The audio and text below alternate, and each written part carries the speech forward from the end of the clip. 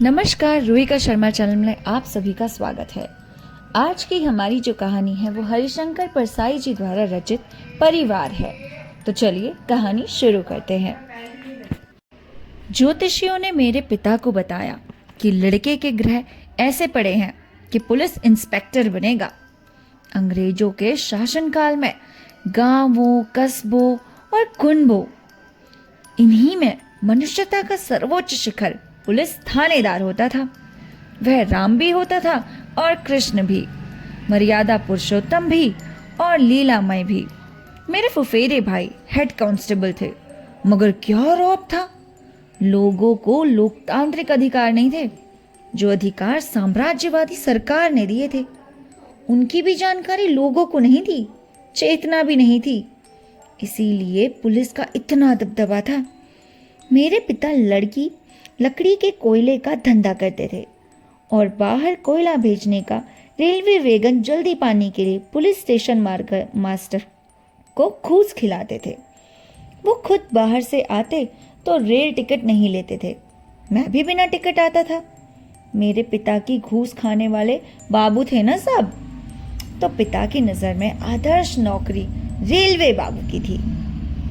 घूस थानेदार भी खाता था और रेलवे स्टेशन मास्टर भी, देसी साहब भी और अंग्रेज साहब भी। मगर अंग्रेज साम्राज्यवादी के शोषण और भ्रष्टाचार में सेटिस्फैक्शन होता था। ब्लीडिंग वाइट विद ग्रेस था, आज भी बोंडापन नहीं।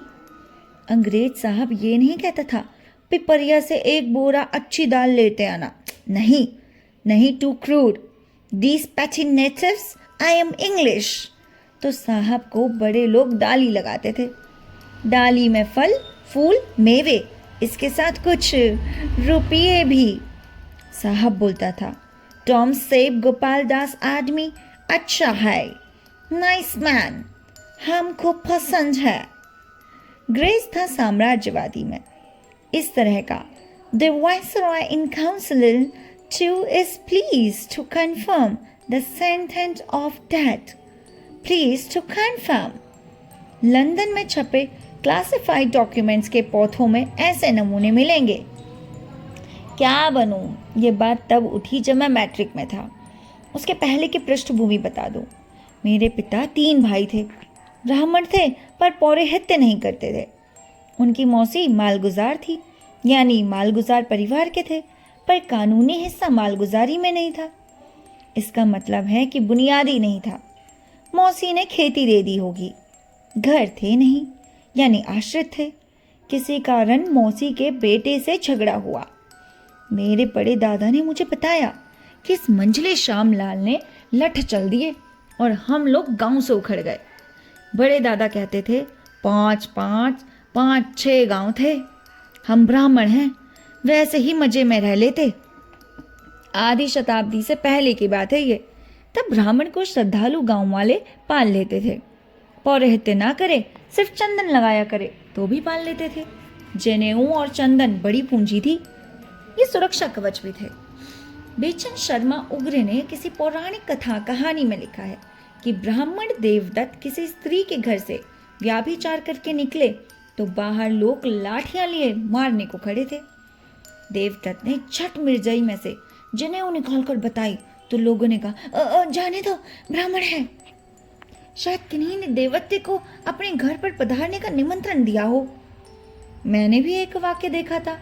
लोग एक आदमी से कह रहे थे, काम तो तुमने क्या किया है, तुम्हारे हाथ पांव तोड़ दिए जाएं, पर तुम ब्राह्मण हो तो छोड़ देते हैं।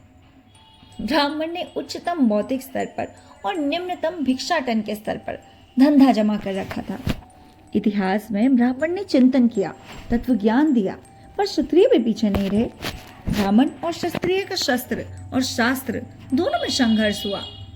तत्व चिंतन और दर्शन में क्षत्रिय पीछे नहीं थे, पर ये जो आश्रमवासी ऋषि चिंतन करते थे उसका कोई उत्पादक उपयोग नहीं होता था।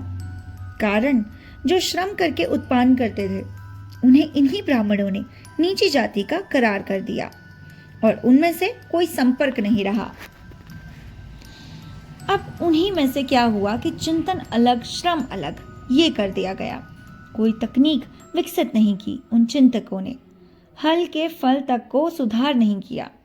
इन पूरे ब्राह्मण संप्रदाय ने ना कोई उत्पादन सीखा ना किया।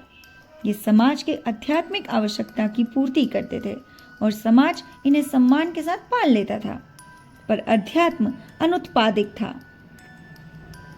आगे जब सामंतवाद जम गया तो ब्राह्मण देवता राजाश्रयी हो गए। सामंती शोषण के लिए उन्होंने विधि विधान दिए, नीतियां बनाई। तब ब्राह्मण के प्रवेश करते ही सामंत अपने आसन से उठकर वित प्रेत को प्रणाम करता। सामान्य समाज में ब्राह्मण पुरोहित करते थे, पर जो जाति उत्पादन नहीं करती उसकी दुर्गति होती है। कभी पूजे जाने वाले ब्राह्मण आज भिखमंगे हो गए और उस द्वार पर से इस द्वार भगाए जाने लगे। जातिवाद और अस्पृश्यता को स्थापित करने वाले ब्राह्मण देवता का बेटा अब जूतों की दुकान में काम करता है और चमार अफसर को अपने हाथ से जूता पहनाकर कहता है, आपको फिट बैठता है ना सर? मैं कहता हूँ ब्राह्मण को भी यही फिट बैठता है। नीचे के पौरोहित्य के स्तर पर भी ब्राह्मण ने अच्छा जमा कर रखा था।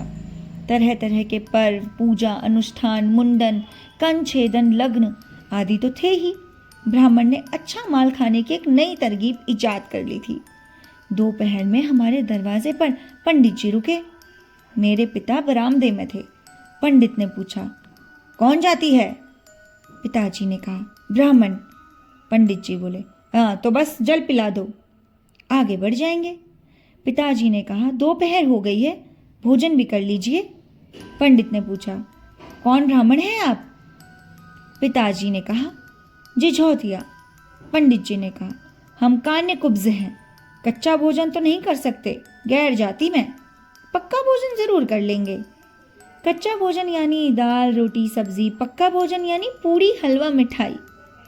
पक्का भोजन ब्राह्मण तेली बनिया कुर्मी के घर कर लेता है। अगर दक्षिणा की रकम बड़ी हो तो भंगी के घर भी पक्का भोजन कर ले। माल खाने की क्या बढ़िया तरकीब निकाली ब्राह्मण देवता ने। अब परिवार के बारे में मुझे बहुत कम याद है। हाँ, वो मेरे लठायत चाचा श्यामलाल याद हैं, क्योंकि मैंने उन्हें घोर अखंडता और कारुणिक टूटन दोनों स्थितियों में देखा। जवानी में विधुर हो गए। एक लड़की थी जिसे वे मेरे पिता के पास छोड़कर गायब हो गए। आवारा प्रकृति के थे, लठैत थे। कटोरे में तिल का तेल भरकर उसमें लाठी का सिरा डुबाकर उसे दीवार से टिकाते थे। कहते थे, लाठी तेल को पी जाएगी। लठ को वो दुख भंजन कहते थे। कोई बड़ी लड़ाई उन्होंने नहीं लड़ी। लठ कम चलाते थे, रंग ज्यादा बांधते थे। उनकी बड़ी इच्छा यह थी कि वो पुलिस वाले माने जाएं। वो खाकी कमीज पहनते थे।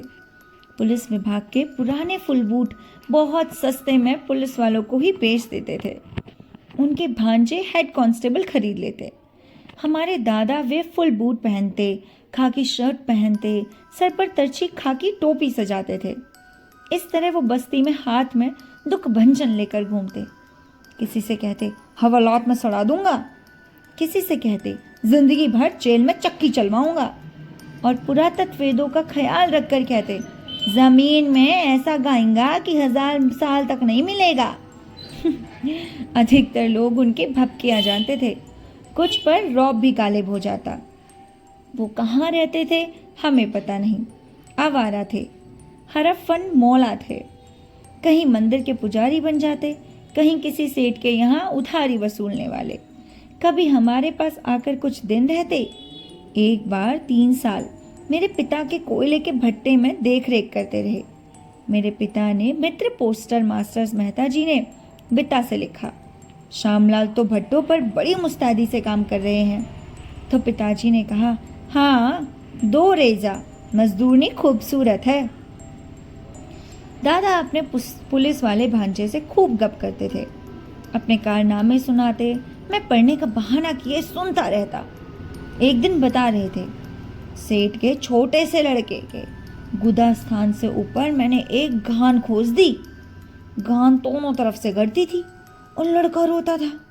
सेठ सेठानी जब घंटे भर तक तंग हो गए और लड़के का चीखना बंद नहीं हुआ, तब मैंने कहा, सेठ जी ये प्रेत बाधा है, मुझे प्रेत निकालना आता है। आप लोग सब कमरे से बाहर चले जाइए, मैं प्रेत उतारता हूँ। मैंने कमरा बंद किया, जोर जोर से अंट शंट जैसा बोलता रहा, उतर साले, भाग साले, प्रेत के बच्चे, हनुमान विक्रम बजरंगी। और मैंने धान निकाल दिया। बच्चे ने रोना बंद कर दिया। दरवाज़ा खोला, बच्चा माँ की गोद में किलकारी मारने लगा। अब तो मैं बड़ा गुड़िया माने जाने लगा। सेठ ने पूरे कपड़े दिए और 11 रुपए भेंट।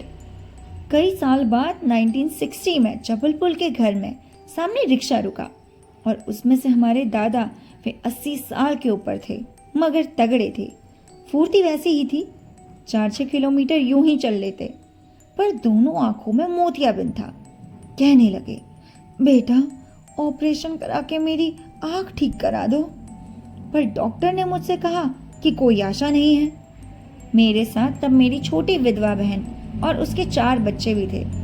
दादा सोचते थे मैंने कभी लड़का लड़की के लिए कुछ किया नहीं, पैसा मेरे पास है या नहीं, ये क्यों मेरी सेवा करेंगे। इन्हें भ्रम पैदा करना चाहिए कि मेरे पास बहुत धन है। अपनी समझ के हिसाब से वो झूठा भरोसा देते थे। बेटा, पिछली बार जब मैं यहाँ रहा था तब एक सोने की ईंट अम्मू के पास रख दी थी और 10,000 रुपए मेरे फला के पास जमा हैं। मुझे इन सब के पास ले चल, मैं अपना सोना और रुपया ले आऊँगा। मैं जानता था कि ये झूठ है। वो अर्थ विक्षिप्त भी हो गए हैं। आखिर उनके बहुत हट करने पर मोतियाबिंद का ऑपरेशन हुआ। हम उन्हें आशा देते थे कि पट्टी खुलने पर साफ दिखेगा। एक दिन पट्टी खुली, आंखें खुली। हमने पूछा, हाथ दिखता है? 5 उंगलियां दिखती हैं? हम दिखते हैं या नहीं? उन्होंने अपने को और हमें धोखा दिया। हाँ हाँ हाँ, आप दिखता है। फिर फक फक कर रोने लगे और बोले, बेटा मैं अंधा हो गया हूँ। उनके जीने की सी इच्छा खत्म हो गई। वो रोज स्नान करके पूजा करते और तब भोजन करते थे। उस दिन से उन्होंने नहाना पूजा करना छोड़ दिया, बिल्कुल चुप पड़े रहे। 7-8 दिनों में वो मर गए। मरने के पहले कई बार बोले, अच्छा है, बेटा भी यही है, बेटी भी यही है, बच्चे भी यही हैं, मेरे सभी मेरे पास हैं। उन्होंने अटकल से मेरे छोटे भाई और बहन के सर पर हाथ रखा। बोलते गए, बेटा शंकर है, ये गौरी का बेटा है, ये सीता बेटी है। जीवन भर के निर्मोही का अंतिम मोह था ये, और उन्होंने प्राण त्याग दिए। लोगों ने कहा, श्राद्ध करो, पिंडदान करो, सदन्नति के लिए।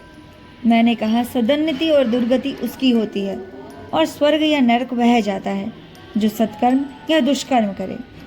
हमारे दादाजी ने जिंदगी भर कुछ किया ही नहीं, अकर्म योगी थे, सीधे स्वर्ग पहुंच गए होंगे। मेरे पिता जंगल नीलामी में लेते थे और लकड़ी का कोयला बनवाते थे। जहाँ जंगल लेते वहीं पास की बस्ती में रहने लगते। जंगल में कोयला बनाने के लिए बड़े बड़े भट्टे लगाते। इस गांव से उस गांव हम लोग जाते रहते। बिच्छू का डेरा पीठ पर था।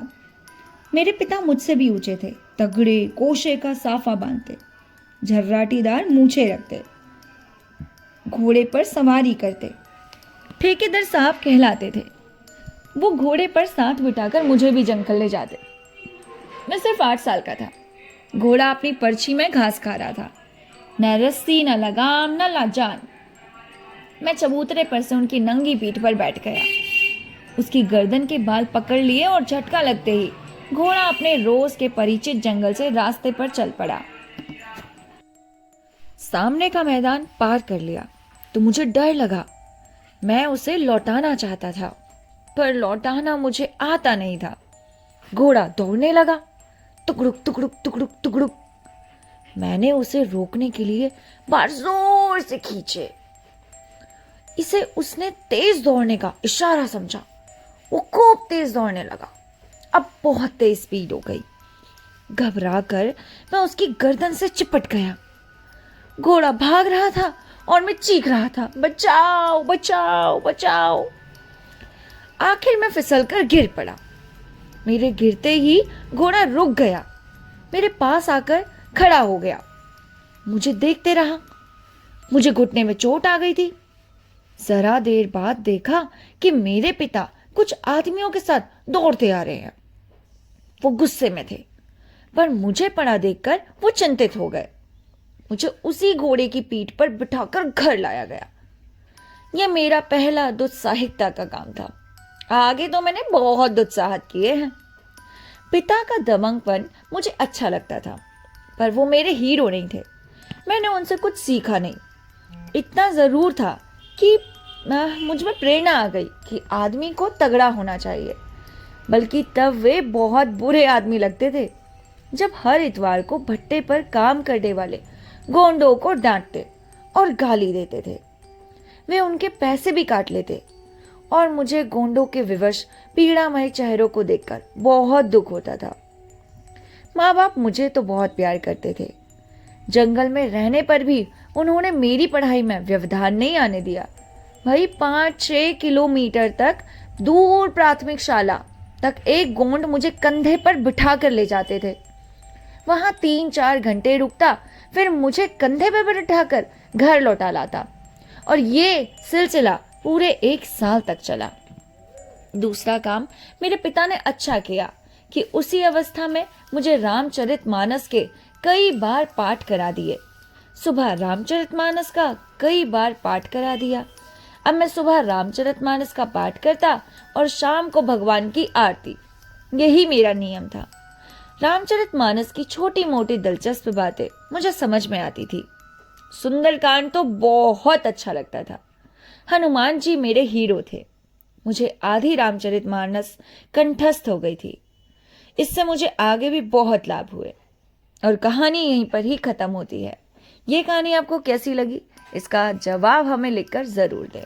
तब तक के लिए नमस्कार।